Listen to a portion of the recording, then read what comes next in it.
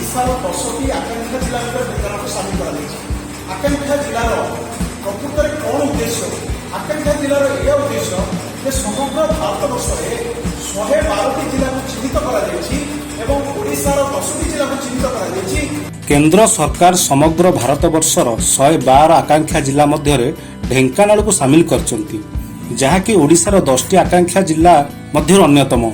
सेहीपरि सारा देशर यह आकांक्षा जिला गुड़िक रही 75टी डाक्तरखाना को मेडिकल कॉलेज रे परिणत करने योजना रखा जायछि।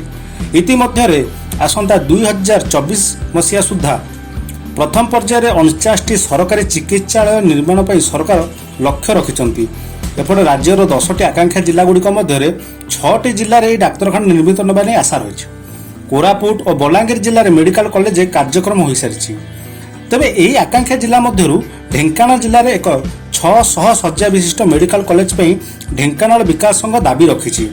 आज अपराह्न जिला सांबादिक भवन ठारे आयोजित एक सांबादिक सम्मेलन में संघर आवाहक राजनारायण त्रिपाठी कहते वर्तमान ढेंकानाल दक्षिणकाली रोड स्थित मुख्य चिकित्सालय 300 शଯ୍या सह 247 कोठरी 215 एसी कोठरी 256 शौचालय 4टी ऑपरेशन थिएटर 24टी कैबिन और 6टी लिफ्टर व्यवस्था रही।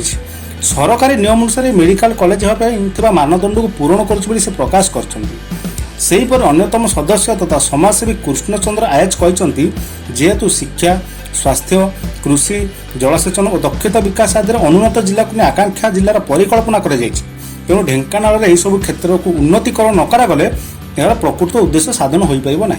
तेणु सरकार महत्व उद्देश्य प्रवर्तित आकांक्षा जिला अगणित गरीब असहाय को स्वास्थ्य सेवा को गुरुत्व देवा सह जिले में मेडिकल कॉलेज पर से राज्य और केंद्र सरकार को निवेदन कर